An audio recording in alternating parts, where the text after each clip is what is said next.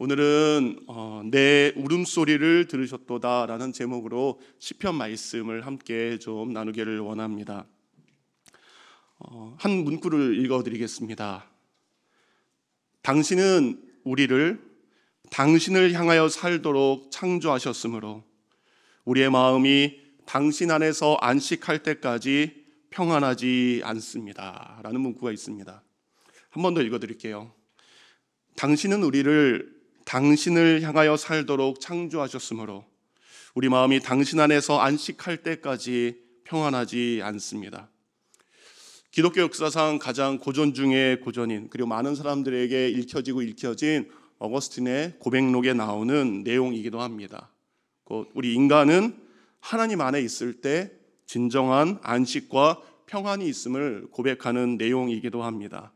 어거스틴, 요즘에는 아우구스티니스라고 이야기를 하죠. 그의 고백론은 AD 397년부터 400년까지 쓴 것으로 정말 자기를 사랑하는 사람이 어거스틴이었습니다.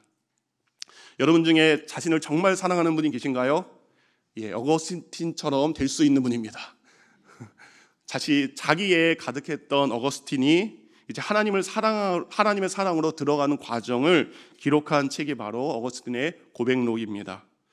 어거스틴은 책에서 그가 살면서 경험했던 수많은 죄들을 하나님 앞에 참회하며 고백함과 동시에 그 수많은 죄들을 통해서 겪게 된 두려움, 혼란, 그리고 절망 속에서 만난 그 하나님을 마침내 찬미하는 내용을 기도와 고백의 형식으로 그의 책에 기록을 했습니다. 어거스틴은 알고 계시는 것처럼 북아프리카의 작은 동네에서 기독교인인 어머니와 하나님 대신 다른 이방신을 믿고 있는 아버지 밑에서 태어났는데, 이 지역이 저번에 우리 김상현 선교사님이 이야기하셨죠. 어디라고요? 티니지. 예, 티니지가 어거스틴의 고향이기도 합니다. 어거스틴은 어렸을 때부터 참 똑똑했다라고 합니다. 그가 11살 때 웅변가가 되기 위해서 라틴어를 배웠다라고 합니다. 17살 때는 수사학, 우리 앞에 잘생긴 친구들이 있는데 너희들 수사학이 뭔지 아니 혹시? 수학이 아니야. 수사학은 말을 잘하는 학문입니다. 그래서 그는 말을 잘하기 위해서 열심히 공부를 했고, 그래서 수사학을 더 잘 배우기 위해서 자신이 살고 있는 작은 동네를 떠나 대도시 카르타고로 가기도 했습니다. 그리고 그 학교에서 수석까지 1등까지 한 공부 잘하는 학생이었습니다. 하지만 성공을 기대했던 그의 인생은 이때부터 오랜 방황의 시간을 겪게 됩니다. 몇 년 전 제가 미국에서 살 때 한국에서 모든 볼일을 마치고 미국으로 가는데 제 가까운 자리에 초등학교 한 3학년, 4학년 돼 보이는 남학생이 앉게 되었습니다. 물어보니까 부모님이 없어요. 애 혼자 있는 거예요. 너 어디 가니? 그러니까 미국에 있는 기숙학교에 혼자 영어 공부하러 이제 몇 년 동안 가게 된다는 것이었습니다.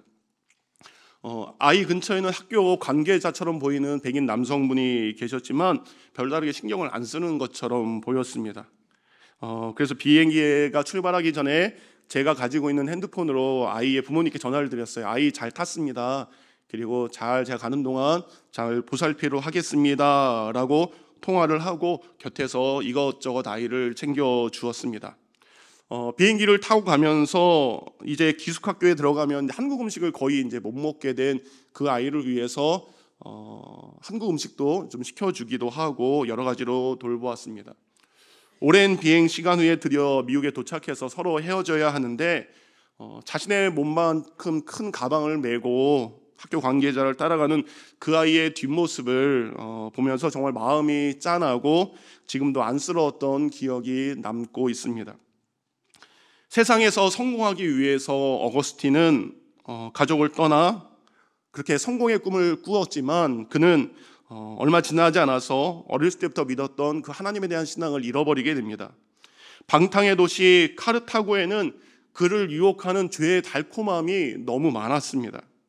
정말 큰 도시에 얼마 되지 않았는데 17살 만에 한 여인을 사랑하게 되었습니다. 그리고 그 여인과 같이 살기 시작했습니다. 18살에는 아버지가 되었습니다.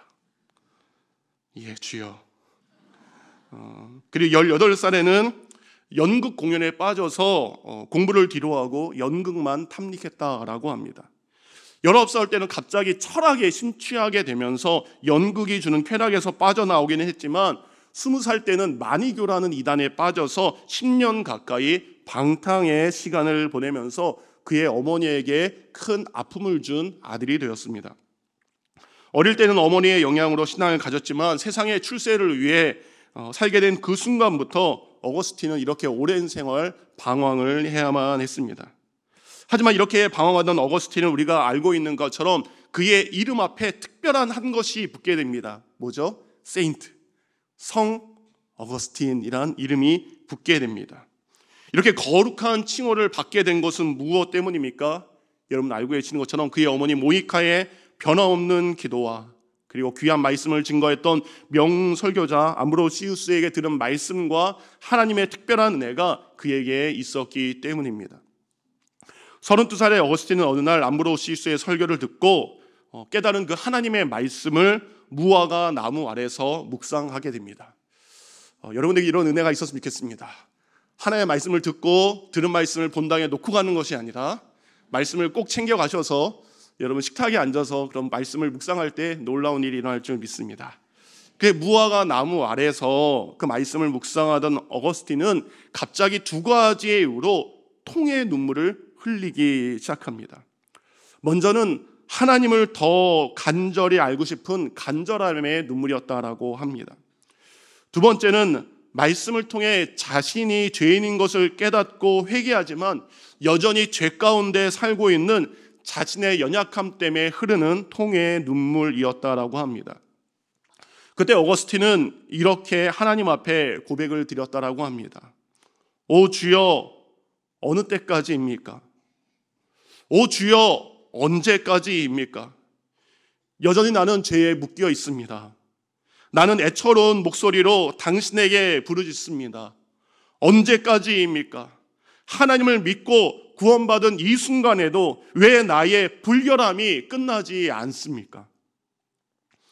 여전히 자신의 마음속에 남아있는 죄로 인해서 무화과 나무 아래에서 통의 눈물을 흘리고 있을 때 갑자기 이웃집에서 아이들의 노랫소리가 들려왔다라고 합니다. 아이들의 노랫소리는 이렇습니다. 들고 읽어라, 들고 읽어라. 우리 앞에 잘생긴 3명 졸아서 시키는 건 아니야. 뭐라 그랬다고? 들고 읽어라, 들고 읽어라. 이 말씀이 마치 지금 성경책을 펴서 첫눈에 들어오는 그 성경책 말씀을 읽으라는 하나님의 명령으로밖에 그가 생각할 수 없었다라고 합니다. 그래서 그가 가지고 있는 성서를 들었고 그리고 어거스틴의 성경을 펼쳤고 그의 눈에 로마서 13장 13절과 14절 말씀이 보였다라고 합니다. 어떤 말씀인지 함께 읽도록 하겠습니다. 시작. 낮에와 같이 단정히 행하고 방탕하거나 술 취하지 말며 음란하거나 호색하지 말며 다투거나 시기하지 말고 오직 주 예수 그리스도로 옷 입고 정욕을 위하여 육신의 일을 도모하지 말라. 아멘. 이 말씀은 지금 자신의 지나온 삶이 어떤지 너무나도 정확하게 보여주는 말씀이었습니다. 어거스틴은 이제 이전까지 자신이 입고 있었던 육신의 옷을 벗고 그리스도의 옷을 입으라는 이 말씀을 통해 구원의 확실한 빛이 자신에게 들어오는 것을 깨닫게 되었다라고 합니다. 그리고 자신의 마음속에 남아있는 모든 의심과 죄의 어두운 그림자가 떠났고 이때 하나님을 인격적으로 온전히 만나게 되었다라고 고백을 합니다. 이제 어거스틴은 죄의 옷을 벗고 예수 그리스도를 옷 입는 삶을 통해서 오랜 방황의 종착역을 맞이하게 됩니다. 이후 어거스틴은 43살이 되었을 때 아까 말한 고백록을 통해서 자신이 살아온 방황과 회심의 삶 그리고 회심 후 하나님을 믿는 믿음의 이유를 책에 기록하게 됩니다. 책에서 어거스틴은 서로 다른 세 대상에게 자신의 믿음을 고백했다라고 합니다. 가장 먼저는 하나님께 자신의 믿음과 삶의 고백을 올려드렸습니다.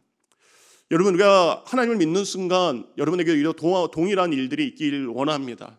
하나님께 여러분의 믿음을 고백하시길 바랍니다. 하나님의 그 위대하심과 하나님의 크신 사랑을 여러분의 입술로 고백하기를 원합니다. 두 번째, 그는 다른 사람이 아닌 자기 자신에게, 자신의 영혼에게 흔들리지 않을 믿음을 고백합니다. 내 영혼아, 흔들리지 말자. 세 번째, 그는 하나님을 믿기 원하는 사람들에게 자신의 고백을 고백록을 통해 들려주게 됩니다.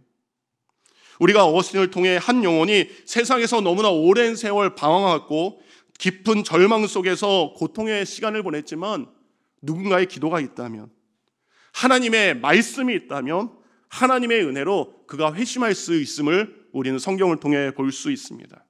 그 증거가 누구입니까? 바로 여러분이 이 자리에 있는 것입니다. 내가 이 자리에 금요일 저녁, 이 불타는 금요일 날 세상에 있지 않고 이곳에 있는 이유 자체가 무엇입니까? 하나님의 놀라운 은혜일 수밖에 없습니다. 곧 나 자신의 노력이 아니라 하나님의 포기하지 않는 사랑과 누군가의 간절한 눈물의 기도가 바로 오늘 우리로 하여금 이곳에서 기도하는 자의 삶을 살게 한 것입니다. 제가 섬기는 마을에 이번에 새로운 목자 가정이 세워지게 됩니다. 이번에 새롭게 세워지는 목자 가정의 남편 집사님은 놀라운 분입니다. 아내와 함께 교회를 옵니다. 그리고 아내를 교회에다가 내려놓습니다. 그리고 그는 들어오지 않습니다. 자그마치 몇 년이요? 7년. 그는 7년 동안 예배당 안으로 들어오지 않으셨습니다. 근데 그런 분이 지금 날마다 매일 새벽 예배 나오세요. 아멘. 그리고 기도하고 순종함으로 목자의 삶을 순종하셨습니다. 남편 집사님이 이렇게 얘기를 하더라고요. 제가 이렇게 된 것은 자신을 위해 기도한 아내와 자신의 연약함에도 불구하고 격려하며 사랑으로 기다려준 목자, 부목자, 집사님이 있었기 때문에 지금의 자신의 모습이 있었다라고 한 거죠. 그분이 교회는 오지 않았지만 목장 예배는 가끔 드리신 것 같습니다. 사랑하는 성도님들, 연약한 자녀들의 모습을 보면서 아직도 함께 예배하지 못한 남편의 모습을 보면서 낙심하지 말고 기도하시기 바랍니다. 오늘 아침에 이런 글을 읽었습니다. 너무나 감동이 돼서 함께 있습니다. 따라하면 좋을 것 같아요. 새벽에 잠을 자면 꿈을 꾸지만 새벽에 기도하면 꿈이 이루어진다. 옆에 분에게 다시 한번 얘기할까요? 새벽에 잠을 자면 꿈을 꾸지만 새벽에 기도하면 꿈이 이루어진다. 다음 주 다니엘 특세를 제가 두고 얘기한 게 아닙니다. 정말 오늘 아침에 본 말씀이었습니다. 여러분은 부모로서 자녀들에게 어떤 소원과 꿈을 가지고 있습니까? 어거스틴의 고백록을 보면 어머니 모니카가 회심한 아들을 향해 한 말을 이렇게 기록하고 있습니다. 내가 이 세상에서 바라는 기쁨이 더 이상 무엇이 있겠니? 더 이상 이 땅에서 해야 할 일이 무엇인지, 그리고 하나님의 뜻이 무엇인지 나는 모른단다. 이제 이 생에서의 나의 소망은 다 이루어졌다. 이 세상에 조금 더 오래 머물고 싶었던 욕심 그 한 가지 이유는 내가 죽기 전에 아들, 내가 주님을 영접하는 것을 보고 싶었기 때문이다.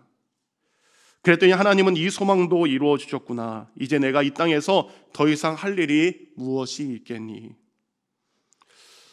여러분은 자녀들에 대한 어떠한 소망과 꿈을 가지고 있습니까? 명문대학을 가고 좋은 직장을 갖고 좋은 직업을 얻어서 행복하게 사는 게 나쁜 꿈은 아닙니다. 그러나 그 꿈 가운데 아들의 구원이 없다면 우리는 잘못된 꿈을 꾸고 있는 것입니다. 어거스틴은 어머니 모니카가 유언과도 같은 글을 마지막으로 남긴 말을 기억하면서 고백록에 이렇게 기록했습니다. 이 몸이야 어디 묻힌들 무슨 상관이 있겠느냐. 하지만 한 가지 바라는 것이 있으니 너는 어디를 가든지 주의 제단 앞에서 항상 너를 위해 기도했던 나를 기억해 주기 바란다. 어머니는 자신이 어디에 묻히는 것보다 아들이 한 가지를 기억했으면 하는 바람으로 그에게 유언을 남기십니다. 하나님 앞에 너를 위해 기도했던 어머니의 모습을 잊지 말아다오. 어거스틴은 자신을 위해 늘 하나님 앞에 기도했던 그의 어머니의 모습을 결코 잊지 못했습니다. 우리의 가족들, 우리의 자녀들 또한 우리 아버지는 기도하는 아버지였고, 우리 어머니는 나를 위해 눈물로 기도하셨고, 내 남편은, 내 아내는 나를 위해 기도했던 그 기도의 모습이 여러분에게 남겨진 모습이 되길 원합니다. 다른 모든 기억들은 희미해지지만 자녀들 가슴 속에, 그리고 가족 속에 기도의 소리는 기억 속에 영원히 남게 될 줄 믿습니다. 오늘 우리가 읽은 시편 또한 수많은 믿음의 고백들이 담겨져 있습니다. 시편 안에는 서로 다른 믿음의 사람들이 하나님께 올려드린 감사의 고백이 있습니다. 기쁨의 노래도 있습니다.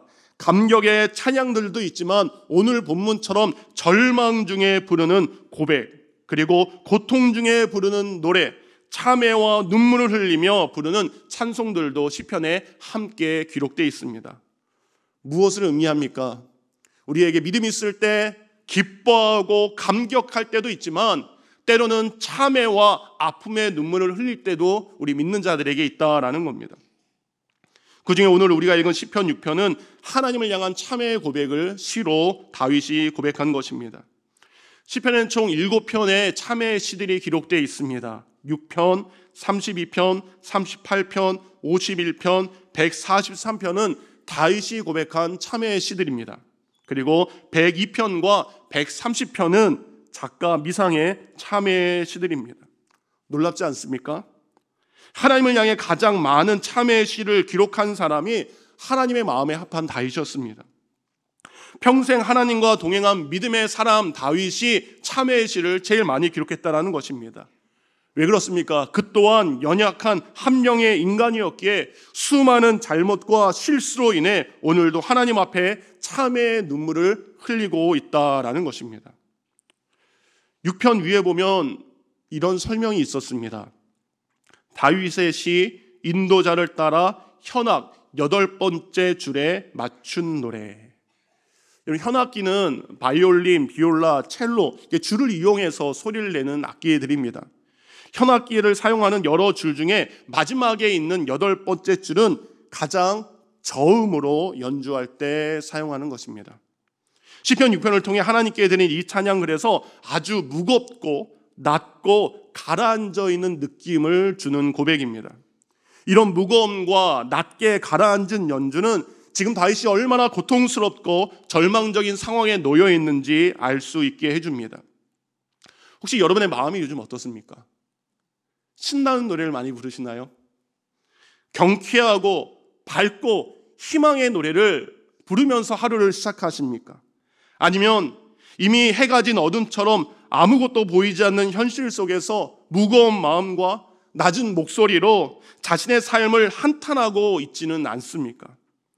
내일 눈을 뜨는 것이, 그리고 내일의 태양이 떠오르는 것이 희망으로 기다려지기보다는 떠오르지 않았으면 하는 생각이 혹시 여러분에게 있지는 않습니까? 오늘 다윗이 바로 그런 여러분과 같은 마음을 가지고 시편 6편을 기록하고 있습니다. 다윗은 시편 6편 9절 9절마다 고통 중에 있는 자신의 마음을 너무나 자세하게 잘 표현하고 있습니다. 2절입니다. 그는 이렇게 이야기합니다. 내가 수척하였사오니, 하나님 나의 뼈가 떨리오니. 3절은 현대인의 성경에 이렇게 되어 있습니다. 내 마음이 심히 괴로운데 여호와여 언제까지 기다리시겠습니까? 4절입니다. 나의 영혼을 건지소서. 그거 뭡니까? 하나님 나를 살려주소서라는 내용입니다. 5절은 탄식함으로 내가 피곤합니다. 밤마다 눈물로 침상을 띄울 정도입니다. 내가 덮는 요가 눈물로 다 적셔져 있습니다. 7절입니다. 내 눈이 근심으로 말미암아 쇠하여졌습니다. 8절, 내 울음소리를 들으셨습니다. 매 9절 9절마다 지금 다윗이 얼마나 큰 고통과 절망 속에 빠져 있는지 우리는 알 수 있습니다. 그런데 다윗이 그러면 왜 이런 고통 가운데 절망하고 있을까요? 그것은 바로 자신이 하나님께 죄를 범했다는 것을 깨달았기 때문입니다. 다윗은 자신의 죄를 깨달았기 때문에 죄에 대한 고통과 죄로 인한 절망을 참회의 고백으로 하나님께 올려드리는 것입니다. 이렇게 자신의 연약함을 깨달은 사람은 참회의 노래를 부르게 되지만 자신의 죄와 부족한 것을 인식하지 못한 사람은 믿음과 참회의 노래를 부를 수 없다라는 겁니다. 요한계시록 3장을 보면 지금 자신의 모습이 어떠한지 깨닫지 못하는 라오디게아 교회 성도들에게 책망하시는 예수님의 말씀이 이렇게 기록되어 있습니다. 17절입니다. 내가 말하기를 나는 부자라 부요하고 부족한 것이 없다 하나 내 곤고한 것과 가련한 것과 가난한 것과 눈먼 것과 벌거벗은 것을 알지 못하는도다. 세상 사람들이 그들을 바라볼 때 그들은 정말 부족한 것이 없습니다. 모든 것을 다 가진 사람들입니다. 부족한 것이 없는 사람들입니다. 그리고 그 자신도 나는 부족하지 않습니다. 나는 괜찮습니다. 라고 말하는 그에게 예수 그리스도는 이야기합니다. 자신을 바라보면서 어떠한 죄나 잘못을 발견하지 못하고 부족한 것이 없다라고 너무나 당당하게 말하는 그들에게 예수님은 이야기합니다. 아니다. 너는 곤고한 자다. 너는 가련한 자다. 너는 가난한 자다. 너는 눈이 멀었구나. 너는 벌거벗었구나. 그럼에도 불구하고 제대로 보지 못하고 있음을 책망하는 것입니다. 혹시 여러분은 여전히 나를 그리고 하나님을 아프게 하는 죄 가운데 있지만 그 죄를 모르고 살고 있지는 않습니까? 죄를 여전히 범하면서도 깨닫지 못하는 영적 무감감과 무지 속에 빠져 있는 것은 아닙니까? 상하고 통회한 심령으로 자신의 연약함을 바라본 다윗은 하나님의 은혜를 경험합니다. 하지만 스스로 부족함이 없다라고 말하고 무지하고 무감각화된 일은 결국 토하여 내치는 심판과 책망을 받게 됩니다. 그러게 오늘 우리는 우리의 죄를 알고 하나님께 참회의 시를 고백하는 다윗의 모습을 통해 우리도 때로는 죄로 인해 넘어지고 유혹으로 인해 절망할 때 그리스도의 참된 모습이 어떠해야 되는지 바르게 깨닫는 시간이 되기를 원합니다. 다윗은 살면서 물론 많은 죄를 졌지만 성경에 크게 두 가지의 죄를 기록하고 있습니다. 아시는 것처럼 첫 번째 죄는 사무엘하 16장에 기록되어 있는 것으로 자신의 부하 우리아의 아내 밧세바를 억지로 취한 사건으로 그는 가늠죄와 함께 살인죄를 범하게 됩니다.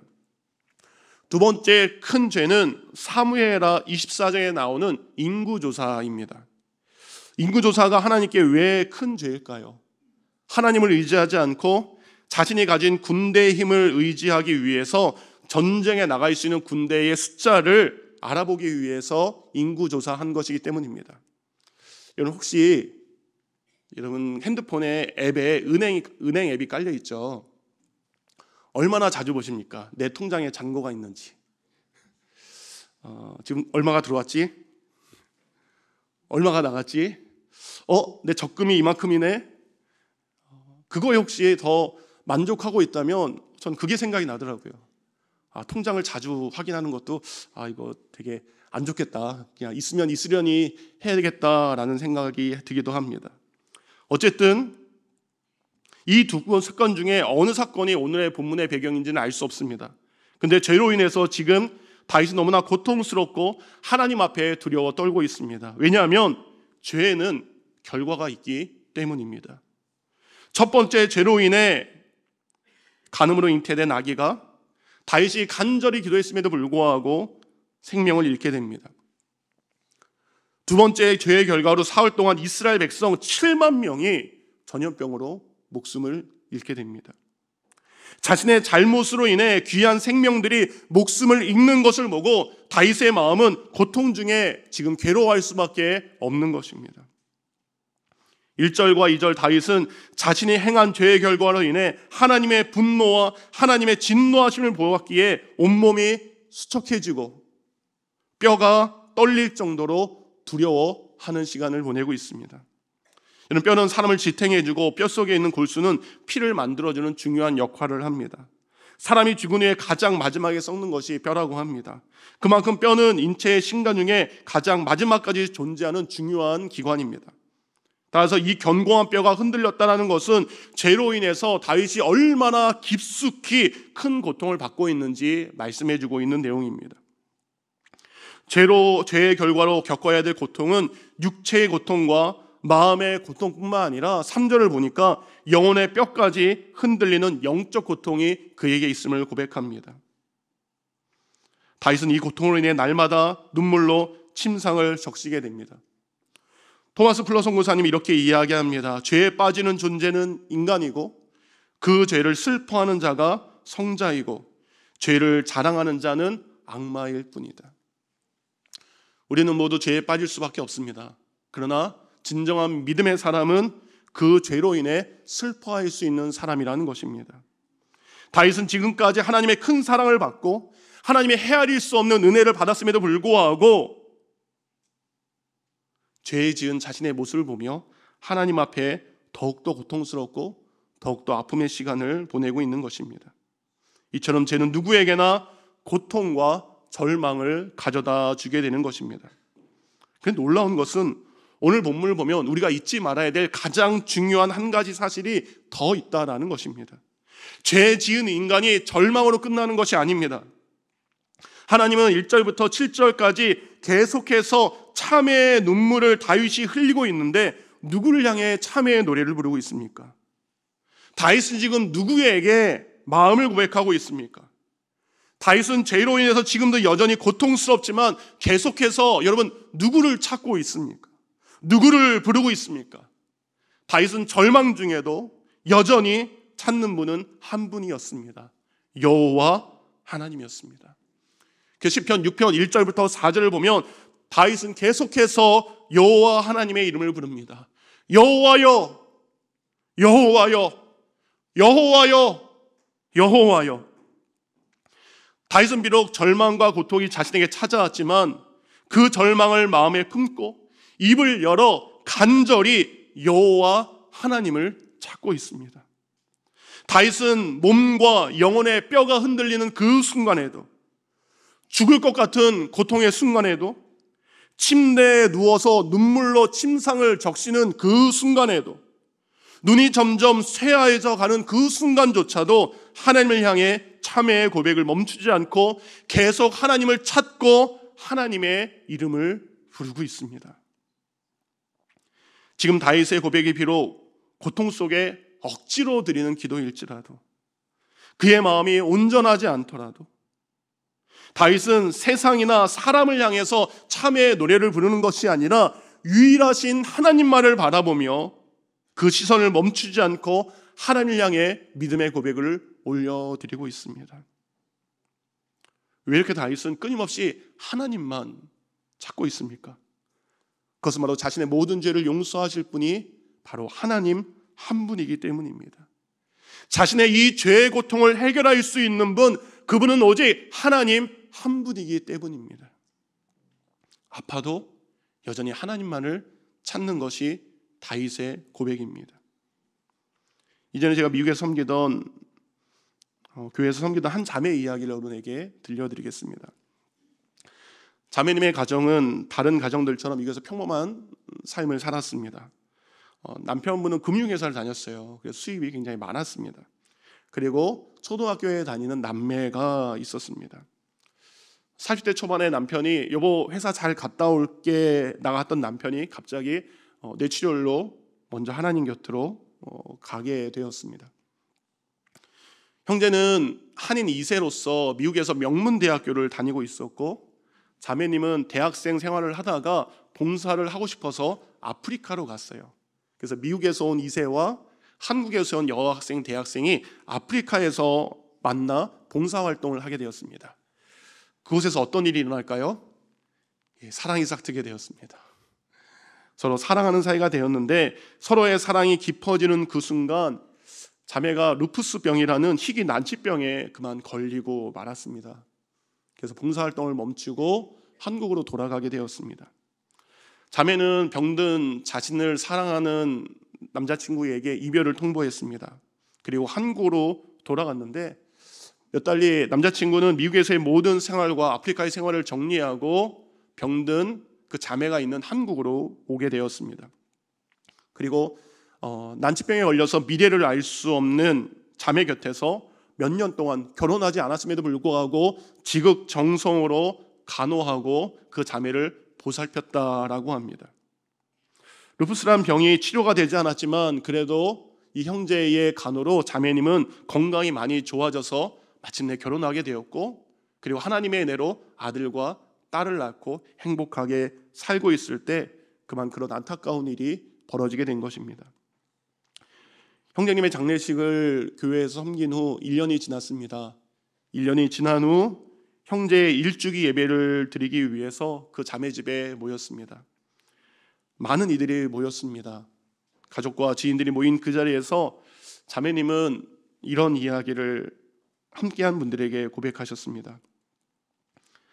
하나님이 원망스럽습니다. 왜 이런 일이 제게 일어났는지 모르겠습니다. 여전히 너무나 슬프고 아픕니다. 그런데 하나님을 원망할 수 없습니다. 예수님을 미워할 수 없습니다.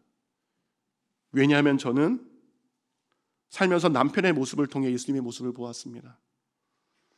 남편의 삶을 통해 하나님을 믿었기 때문입니다. 병에 걸려 절망 속에서 고통의 시간을 보내는 제게 남편은 예수님의 사랑으로 저를 사랑해 주었고 믿음이 무엇인지 천국이 어떤 곳인지 제게 알려주었기 때문입니다. 여전히 아프고 힘듭니다. 그리고 왜 이런 일이 일어났는지 모릅니다.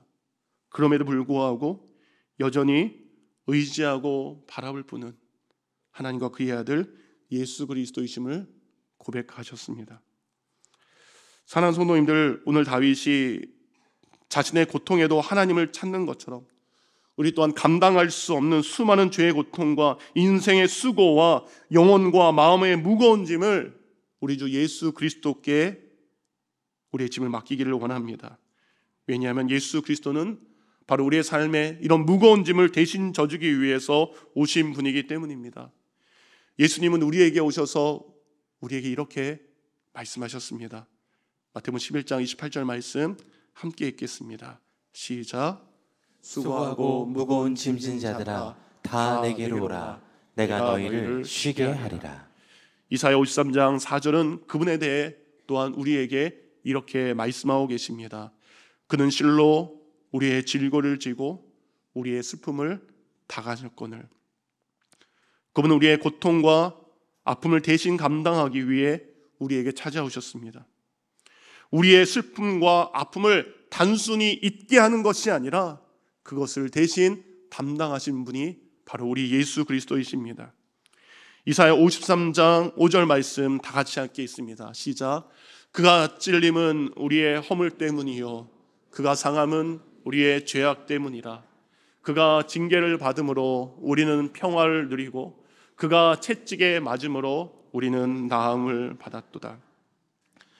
나의 허물과 우리가 지은 죄의 고통을 우리가 감당해야 되는데 예수 그리스도께서 십자가에서 그 모든 것을 대신 담당하기 위해서 오신 것입니다. 예수님은 다윗을 긍휼히 여기신 그리고 그의 모든 죄를 용서하신 하나님의 아들 예수 그리스도로 이 땅에 오셨습니다. 용서하기를 원하시는 하나님의 마음을 가지고 이 땅에 오신 분이 바로 예수 그리스도이십니다.